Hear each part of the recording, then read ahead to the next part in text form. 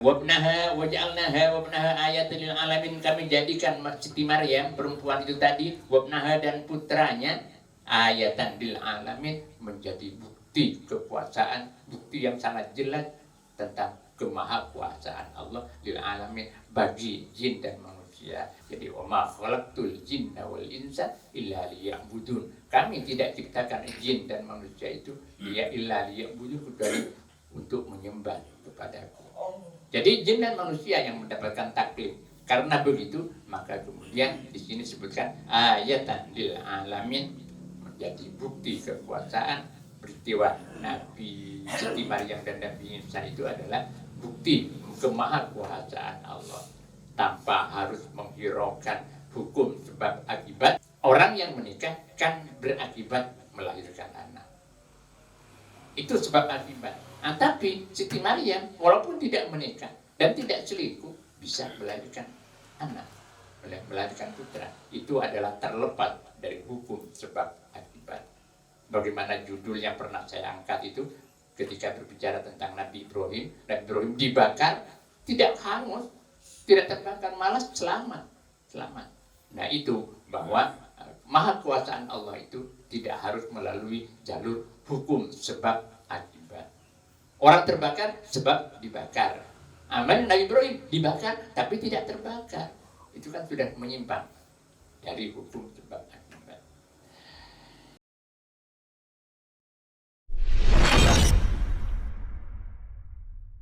Bismillahirrahmanirrahim.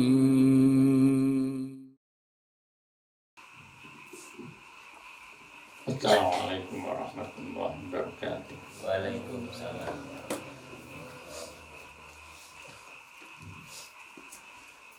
Tartil Al-Quranul Karim. Kita buka halaman 469. Surah Ghafir ayat 21. A'udzu billahi minasyaitonir rajim. Bismillahirrahmanirrahim.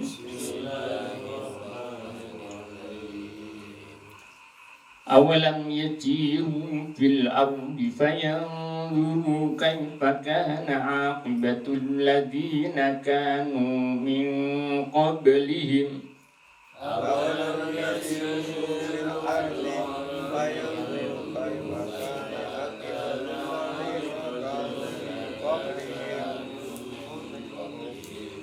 Kanu hum ashadda minhum quwwatan wa atharan fil ardi fa akhadhahum Allahu bi dhunubihim.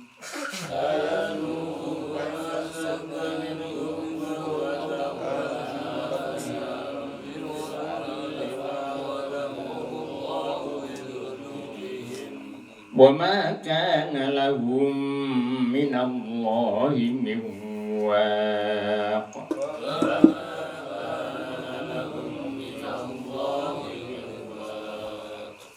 Dzalika bi annahum kanat ta'tihim rusuluhum bil bayyinati fakafaru fa akhadhahumullah.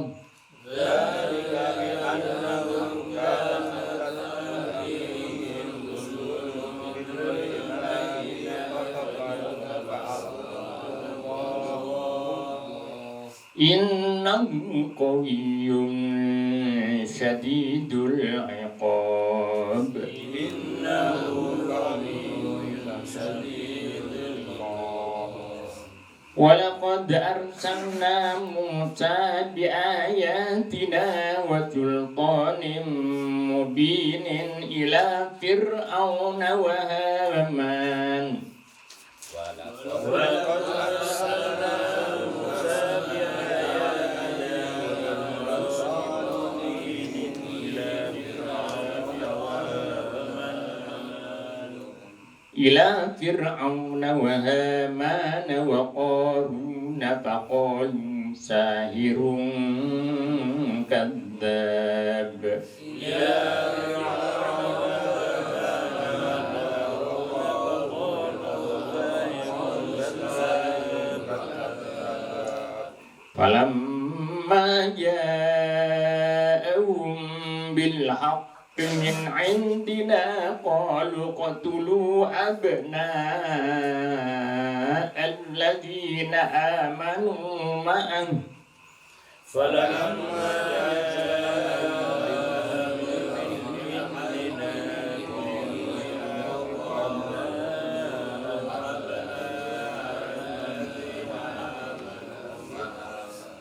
قالوا اقتلوا أبناء الذين آمنوا معه واستحيوا نساءهم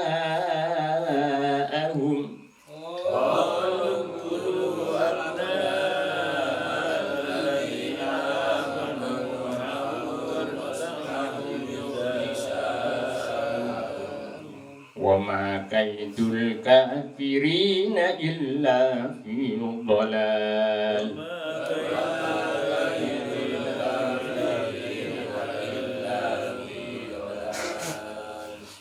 وقال فرعون ذروني أقتل. Ini ada tanda-tanda layar juga. Kalau tadi nisa'ahum abna' itu wajib panjangnya 3 alif tengah. Kenapa? Karena itu mat wajib mutasil.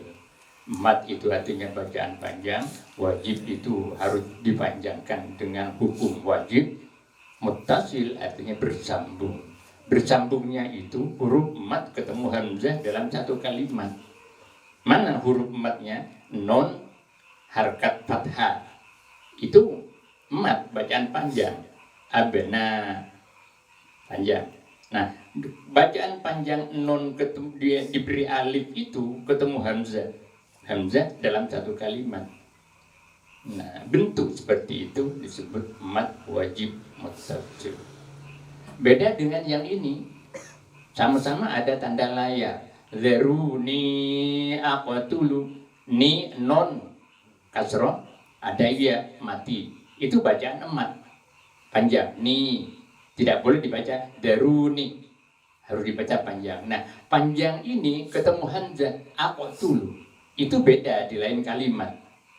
Kalau tadi di dalam satu kalimat, yang di sini di 2 kalimat. Jadi kalimat daruni itu satu kalimat, aqtulu kalimat lain. Jadi hamzahnya kalimat lain. Karena demikian ini namanya mat jaiz munfasil. Mat itu artinya bacaan panjang, jaiz itu artinya boleh, munfasil artinya terpisah. Paham Bapak ya? Nah, jaiznya kebolehannya itu boleh dibaca panjang 3 alif tengah dan boleh dibaca panjang seperti biasa. Seperti biasa itunya seperti mat tabi'i, mat asli. Daruni aqtul Musa, boleh. Daruni aqtul Musa, boleh. Paham Bapak ya? Itu bedanya. Sama-sama ada tanda layar. Paham tanda layar? Nah, yang seperti itu tanda layar. Di nisa'ahum atau abna'a itu ada tanda layarnya dan di sini juga ada. Baik. Itu sudah sering saya sampaikan berkali-kali, tapi untuk mengingatkan saja. Wa qala fir'aun dharuni aqtul Musa wal yad'u rabbah. Wa qala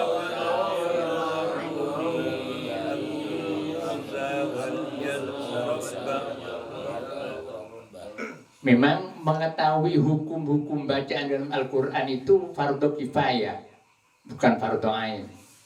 Kalau ada di antara satu kampung ini yang sudah paham betul tentang ilmu membaca Al-Quran, itu sudah cukup. Walaupun tidak tahu, semuanya belum tidak tahu semuanya. Atau semuanya tidak tahu. Hanya satu orang yang tahu. Itu sudah cukup. Itu namanya fardu kifayah. Tapi membaca Al-Quran secara benar dan tepat itu wajib ain. Fardu ain. Jadi mengetahui ilmunya itu fardu kifayah, tapi membaca Al-Quran dengan tepat sesuai dengan aturan itu fardu ain. Fardu ain. Oleh karenanya pada kesempatan terdahulu saya sampaikan Iqra'ul Qur'ana fa innahu ya'ti yaumal qiyamati syafi'an lahu. Bacalah Al-Quran karena Al-Quran itu kelak di kiamat akan memberi syafaat. Itu kalau disertai dengan adab dan cara bacanya yang tepat. Di hadis yang lain banyak orang yang baca Al-Quran itu, tapi Al-Quran melaknat yang membaca. Itu. Ini di sini Al-Qurannya. Ambil Qurannya dulu, ambilkan.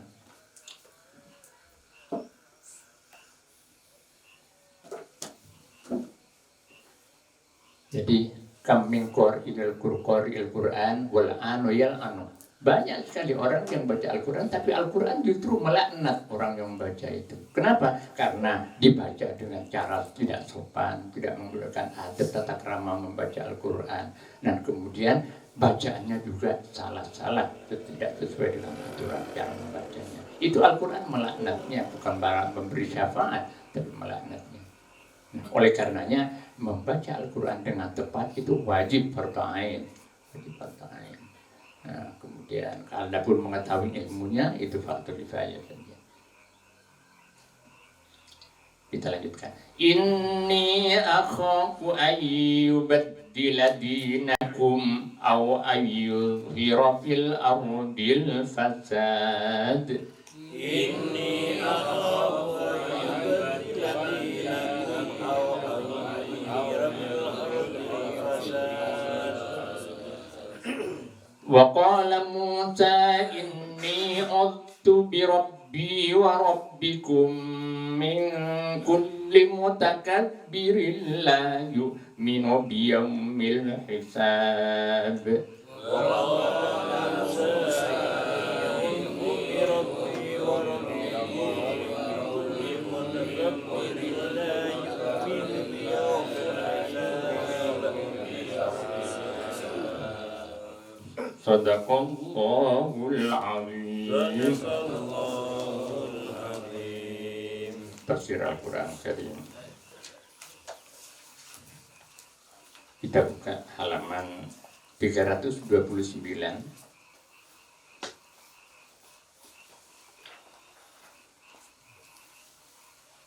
Hmm. 330 ya. 330. Surah Al-Anbiya ayat 91.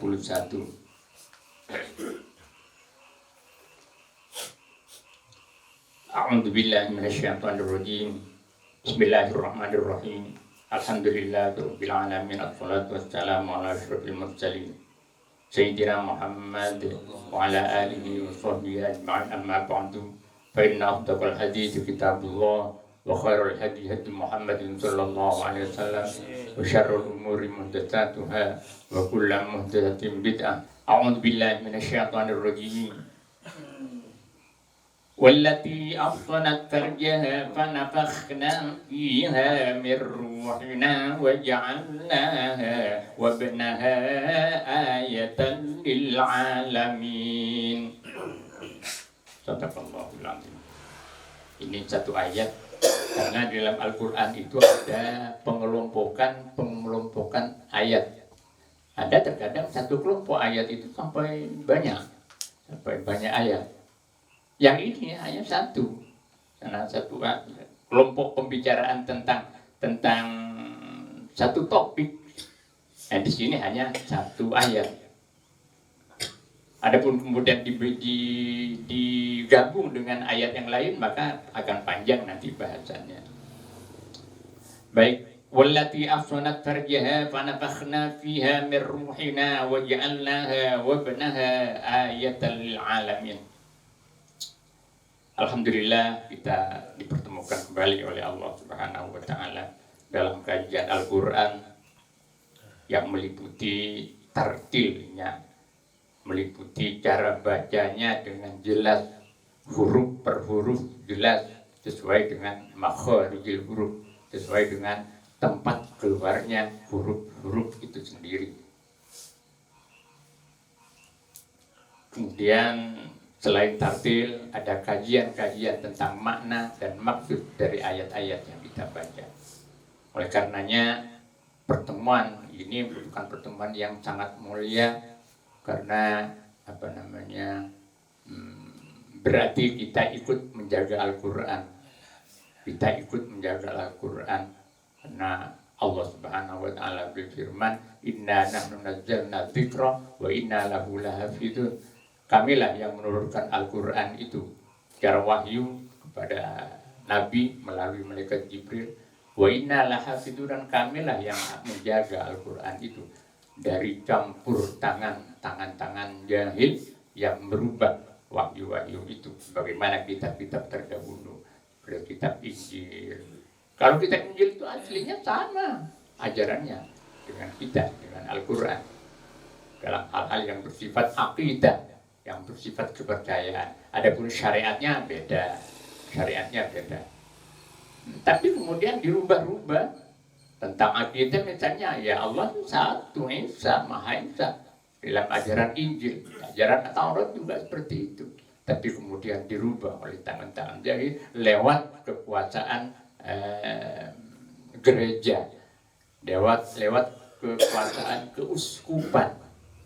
Nah, di situ ada sidang keuskupan itu, merubah ini. Nah, seperti misalnya dulu di dalam syariat Nabi Isa itu kerahiban itu sesuatu yang mulia. Kerahiban, kependetaan atau biarawati kalau perempuan itu sesuatu posisi yang sangat mulia. Nah, sehingga orang yang berada dalam posisi itu mendapat posisi yang sangat penting dalam percaturan agama Nasrani waktu itu. Tapi kemudian dirubah.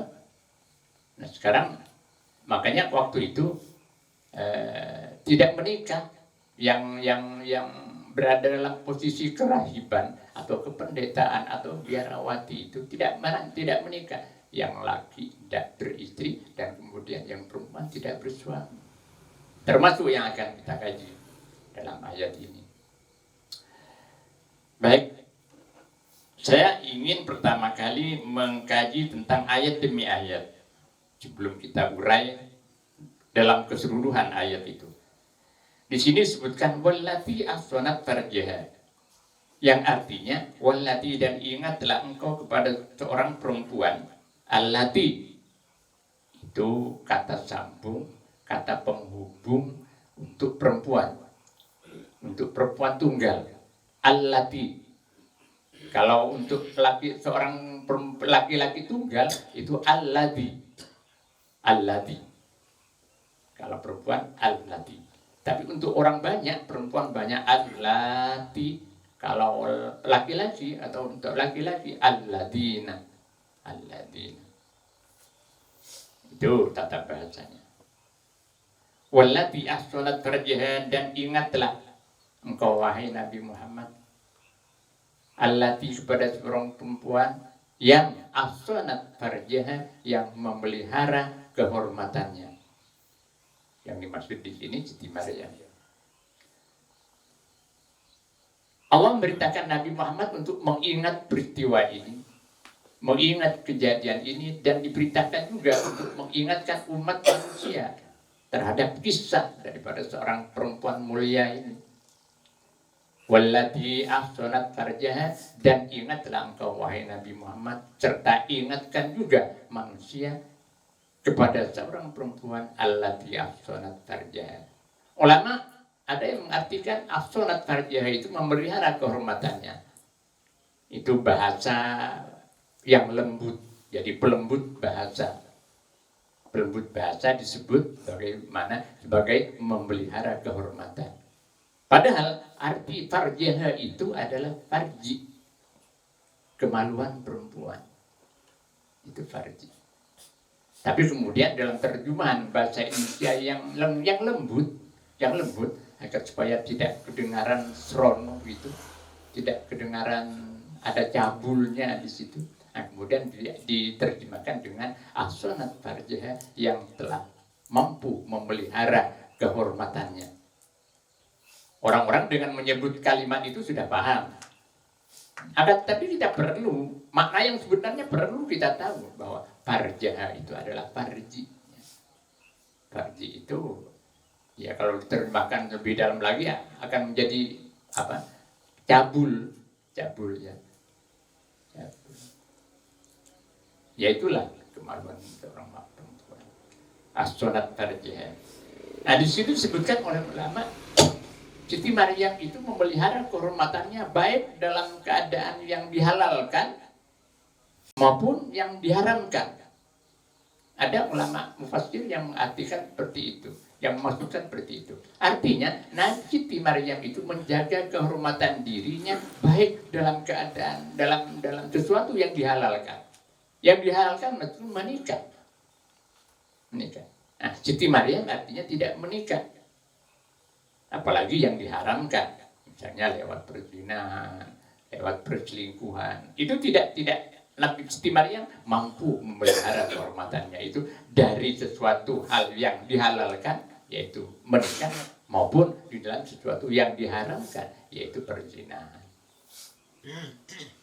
Ini pemahaman. Pertanyaannya sekarang, kalau itu dianggap sebagai satu kehormatan dalam hal menjaga dan memelihara kehormatannya dari sesuatu yang haram, pantas bahwa itu suatu kehormatan, satu kebanggaan, sesuatu yang disanjung. Tapi bagaimana Siti Maryam dipuji dalam hal Siti Maryam mampu memelihara kehormatannya tidak menikah? Ini dipuji oleh Allah. Jawabannya adalah karena pada syariatnya Nabi Isa pada waktu itu menjadi kerahiban itu sesuatu yang mulia. Sesuatu yang mulia. Baik itu pendeta lagi maupun itu biarawati. Sesuatu yang mulia. Karena demikian mereka punya jasa untuk mengabdi ke beta-beta masjid. Jadi pernah masjid. Yang ngopel, yang membersihkan, yang ngatur tata laksana di masjid, kemudian menjadi adzan dan sebagainya. Walhasil usianya, umurnya diabdikan sepenuhnya untuk masjid. Itu pada syaratnya Nabi Isa seperti itu. Itu suatu kebanggaan. Itu kebanggaan. Nah, oleh karenanya seorang yang berada dalam posisi kerahiban, rahib itu pendeta. Jadi dalam kependetaan atau biarawati kalau perempuan itu berada dalam posisi yang terhormat, sehingga dia bisa memelihara kehormatannya dari menikah, apalagi yang diharamkan. Ini pemahaman tentang kalimat as-sonat farjaha. Kemudian kalimat fanafakhna fiha min ruhina. Rohina. Kata ini juga berselisih pendapat ahli tafsir. Ada yang mengatakan bahwa rohina itu yang dimaksud adalah malaikat Jibril. Sebab di dalam ayat lain Allah Subhanahu wa taala berfirman, "Nazala bihir ruhul amin." Dalam surah Asy-Syura kalau tidak salah Pak Guru.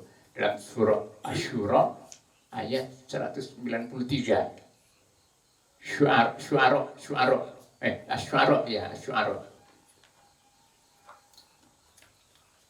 Nazala bihir ruhul amin ala qalbika litakuna minal mundarin.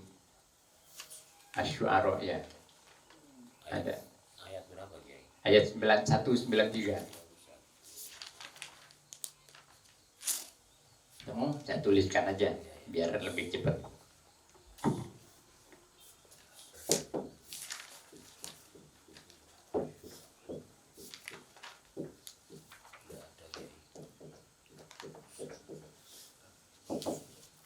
Ayat berapa?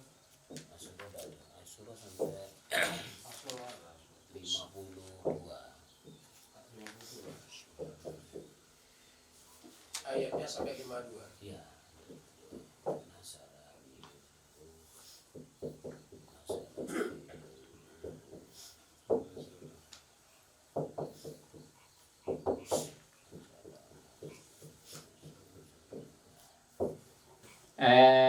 Itu Allah berfirman begini, nazala bihir rohul amin, nazala turun bihi dengan Al-Quran itu, dengan wahyu itu, ar-ruhul amin, roh yang dapat dipercaya. Nah di sini ulama mengartikan rohul amin itu malaikat Jibril. Oleh karenanya ulama yang berpandangan seperti itu, maka ayat fanafakhna fiha mir ruhina, roh di situ dimaksudkan adalah malaikat Jibril. Karena malaikat Jibril diperintahkan oleh Allah Subhanahu wa taala, ini tafsirnya Al-Qurtubi.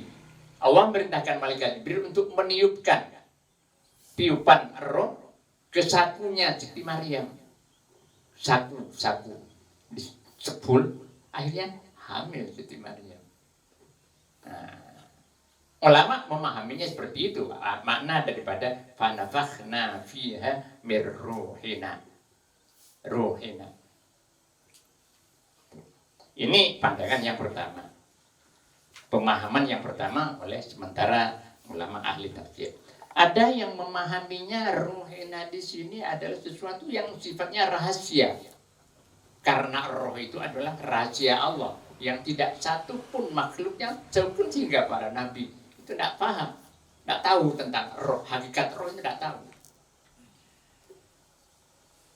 Bagaimana pernah nabi ditanyakan oleh orang-orang musyrik Mekah, disuruh oleh orang Yahudi, apakah Muhammad itu betul-betul nabi atau rasul? Kemudian orang Yahudi itu bilang pada orang-orang musyrik Mekah, coba tanyakan, kalau Muhammad itu betul-betul nabi, dia pertanyaan ini tidak akan menjawab, tidak bisa menjawab. Akhirnya orang-orang musyrik Mekah itu tanya kepada Nabi Muhammad, apa roh itu? Apa roh? Yas'alunaka 'anir roh, Qulir roh min amri rabbi. Mereka bertanya kepada engkau wahai Nabi, kata firman Allah, tentang roh. Katakan, qulir roh, katakan roh itu min amri rabbi, dari urusan Tuhanku. Jadi rahasia, tidak ada yang tahu tentang roh itu. Siapapun, Nabi pun juga tidak tahu hakikat roh itu. Misalnya, setelah manusia meninggal, kita kan punya roh kita, bernafas, roh jiwa. Setelah meninggal, kemana larinya roh? Rumit kan kita. Ini menjadi perdebatan para filosof sejak dahulu, sejak filosof Yunani kuno sudah berdebat tentang roh. Tidak bisa menyelesaikan masalah itu. Tidak. Tapi walaupun itu sulit untuk didefinisikan, ditarik pengertiannya, tidak bisa dibantah bahwa roh itu ada. Tidak bisa dibantah bahwa roh itu ada. Sebagaimana angin, kita tidak tahu seperti apa angin, tapi tanda-tandanya ada. Buktinya kalau berlambai, dedaunan berlambai, itu berarti ada angin. Nah, dari perdebatan seperti itu, maka ulama tafsir mengatakan min ruhina itu adalah urusan Allah, rahasia Allah. Fanafakhna min ruhina itu adalah urusan Allah, rahasia Allah.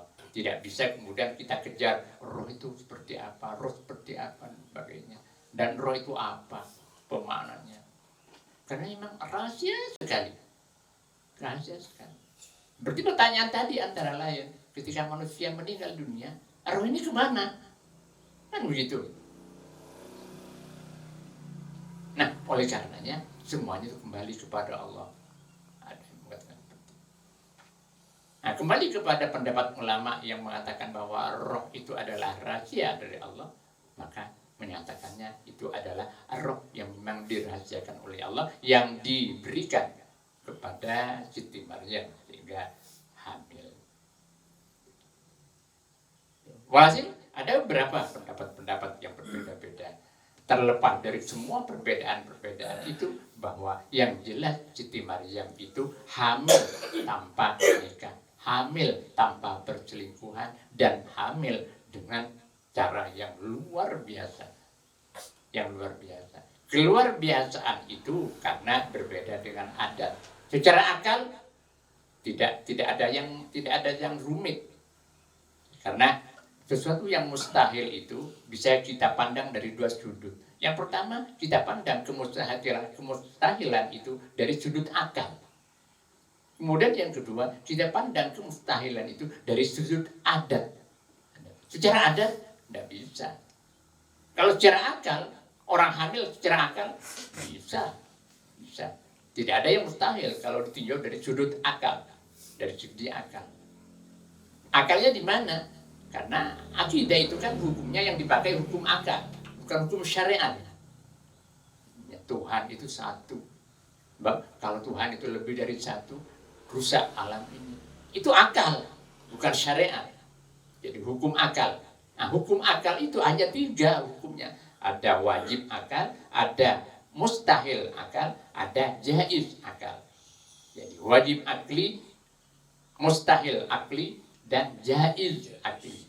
Beda dengan hukum syariat. Hukum syariat itu ada 5. Ada hukum wajib, ada hukum sunnah, ada hukum makruh, ada hukum mubah, dan seterusnya. Itu hukum syariat. Tapi hukum akal hanya 3, yaitu wajib akal, jaiz akal, wajib akal, mustahil menurut akal, dan jaiz menurut akal. Nah, peristiwa Siti Maryam itu adalah sesuatu yang jaiz menurut akal, yang boleh terjadi. Apalagi kemudian dikaitkan dengan begitu maha kuasanya Allah. Baik. Wallati ahsanat farjaha fanafakhna fiha min ruhina waja'alnaha wa ibnaha ayatan lil alamin. Wallati, dan ingatlah engkau wahai Nabi Muhammad, allati kepada allati, artinya tanda penghubung perempuan, yang dimaksud adalah Siti Maryam, ahsanat yang telah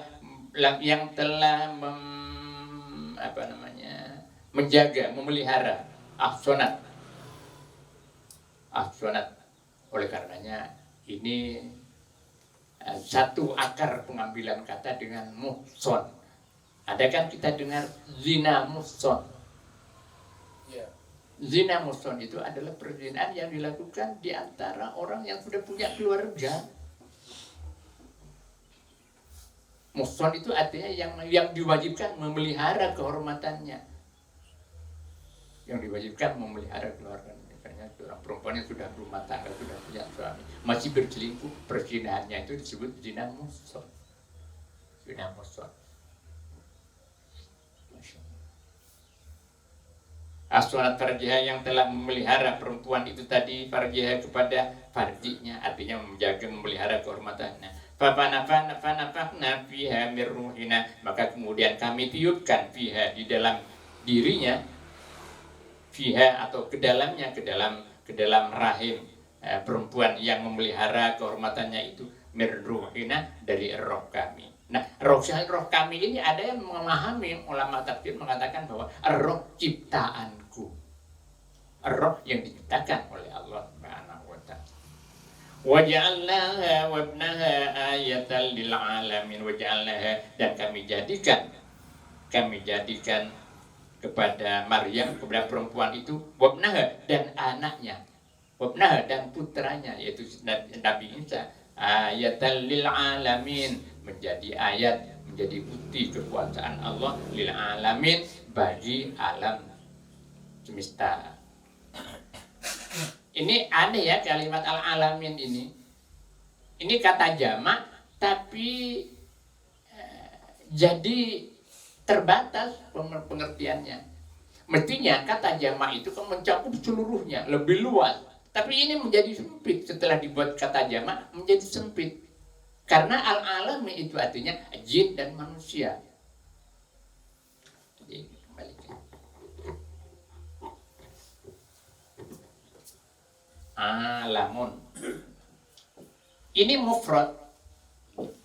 mufradun. Bentuk tunggal, alamun. Jamaknya alamin. Al-alamin. Ini jamaknya. Jadi jamak itu lebih sempit daripada bentuk tunggalnya. Ini aneh. Biasanya jamak itu kan lebih luas jangkauannya, jangkauan pengertiannya. Tapi ini tidak. Al-alamin lebih sempit karena di sini artinya al-jinnu wal insu. Jin dan manusia ketika dibentuk dalam bentuk jamak, pengertiannya hanya jin dan manusia. Padahal alam itu tidak hanya jin dan manusia, termasuk gunung, tanaman, kemudian lautan, air, itu semua adalah alam.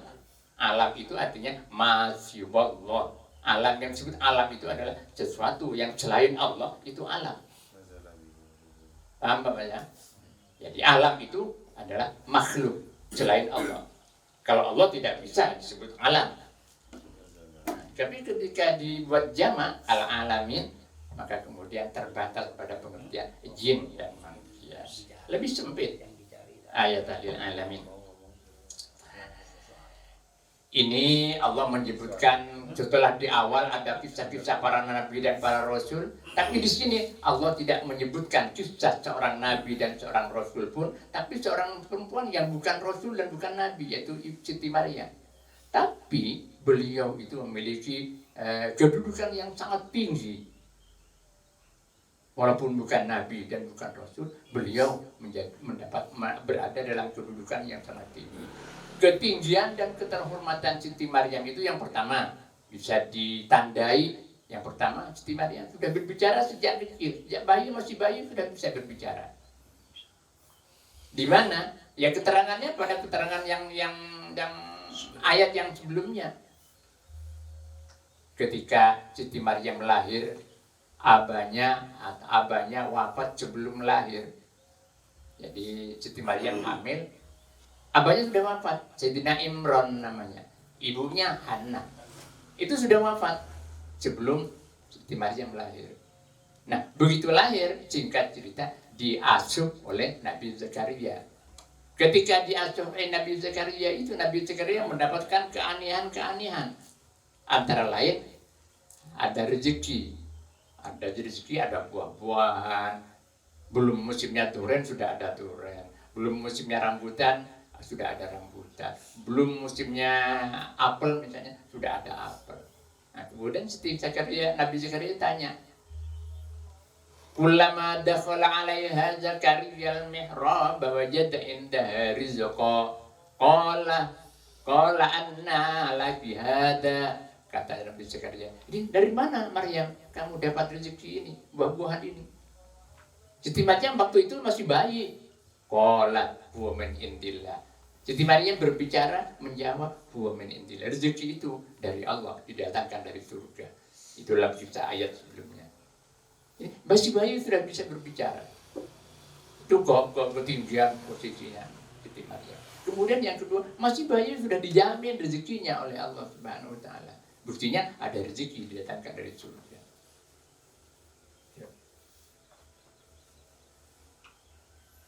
Apa namanya? Itu antara lain keistimewaan atau keagungan Siti Maryam. Nah, kemudian yang ketiga, Siti Maryam itu hamil dengan cara yang luar biasa. Hamil dengan cara yang luar biasa.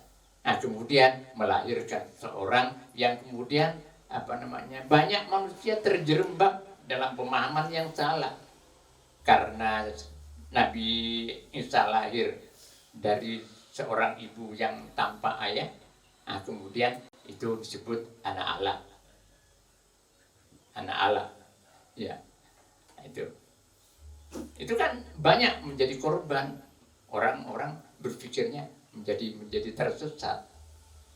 Oleh karenanya dalam surah Al-Fatihah itu ketika di akhir-akhir ayatnya disebutkan ihdinas siratal mustaqim siratal ladzina an'amta 'alaihim ghairil maghdubi, itu Nabi sendiri memberi tafsir. Ghairil maghdubi itu adalah orang-orang Yahudi. Karena mereka tahu bahwa Nabi itu adalah Rasul terakhir. Di dalam kitab Taurat sudah disebutkan itu, bahwa kelak akan ada seorang bernama Muhammad yang diangkat menjadi Nabi terakhir. Ada di dalam kitab Taurat. Mereka tahu Tapi kemudian mereka tidak beriman, itu dimurkai oleh Allah Subhanahu wa taala. Jadi ghairil maghdubi al-maghdubi di situ oleh Nabi ditafsirkan orang-orang Yahudi. Waladdallin. Jadi ada dua di situ di akhir surah Al-Fatihah. Ghairil maghdubi waladdallin. Dan orang yang tersesat itu oleh Rasulullah diberi tafsiran orang Nasrani. Tersesat memahami Nabi Isa itu karena lahir tanpa ayah, kemudian dianggap sebagai anak Allah.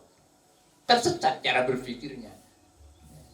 Jadi ghairil maghdubi ihdinas siratal mustaqim, berilah kami jalan yang lurus. Siratal ladzina an'amta 'alaihim, jalan orang-orang yang telah beri nikmat Engkau kepada mereka. Ghairil maghdubi, bukan jalannya orang yang dimurkai oleh Allah. Waladdallin, dan orang yang tersesat berpikirnya. Jadi orang Yahudi dan orang Nasrani. Jadi makanya surah Fatihah itu dijadikan rukun dalam sholat, karena itu isi dan kandungan surah Al-Fatihah itu mencakup seluruh Al-Quran. Jadi itulah Bapak, kalau berbicara tentang rukun itu nggak selesai-selesai, karena lautan yang tanpa tepi Al-Quran itu. Kita wabnaha ayatul lil alamin, kami jadikan Siti Maryam perempuan itu tadi, wabnaha dan putranya, ayatan lil alamin, menjadi bukti kekuasaan, bukti yang sangat jelas tentang kemahakuasaan Allah lil alamin bagi jin dan manusia. Kenapa jin dan manusia? Kok tidak gunung dimasukkan di situ? Kok lautan tidak dimasukkan di situ? Karena mereka tidak bisa berpikir. Gunung, lautan, tumbuh-tumbuhan nggak bisa berpikir. Nah, yang bisa berpikir adalah jin dan manusia, dan ini yang mendapatkan taklif, pembebanan hukum syariat oleh Allah, jin dan manusia. Jadi wa ma khalaqtul jinna wal insa illa liya'budun. Kami tidak ciptakan jin dan manusia itu illa liya'budun, kecuali untuk menyembah kepadaku. Jadi jin dan manusia yang mendapatkan taklif. Karena begitu, maka kemudian di sini disebutkan ayatan lil alamin, menjadi bukti kekuasaan. Peristiwa Nabi Siti Maryam dan Nabi Isa itu adalah bukti kemahakuasaan Allah, tanpa harus menghiraukan hukum sebab akibat. Orang yang menikah kan berakibat melahirkan anak, itu sebab akibat. Tapi Siti Maryam walaupun tidak menikah dan tidak selingkuh bisa melahirkan anak, melahirkan putra. Itu adalah terlepas dari hukum sebab akibat. Bagaimana judul yang pernah saya angkat itu ketika berbicara tentang Nabi Ibrahim. Nabi Ibrahim dibakar, tidak hangus, tidak terbakar, malah selamat. Nah itu bahwa maha kuasaan Allah itu tidak harus melalui jalur hukum sebab akibat. Orang terbakar sebab dibakar. Amal Nabi Ibrahim dibakar tapi tidak terbakar. Itu kan sudah menyimpang dari hukum sebab akibat. Serasa ini Bapak, kita lanjutkan di umat wahidah nanti pada kesempatan hari Ahad yang akan datang insyaallah. Kalamun qadimun la yamullu sama'uhu tanazzaha an qawli wa fi'lin wa niyati bihi ashtafi min kulli da'in wa nuruhu dalilun li qalbi 'inda jahli wa hirati faya rabbi mati'ani bisirri hurufi wa nawwir bihi qalbi wa sam'i wa muqlati wa salli wa sallim ya ilahi ala nabi wa alin wa ashabin bihim nil tubuyati wa ya rabbi zidni ilman wa hikmatan bijahin nabi man ja'ana bil hidayati wa ya rabbi Rabbi waffiqni bitaqwaka ya Allah wa ya Rabbi irhamni bihusni khatimati alaihi salatullahi thumma salamuhu wa alin wa ashabin bihim niltu hajati. Al-Fatihah. Bismillahirrahmanirrahim. Iyyaka na'budu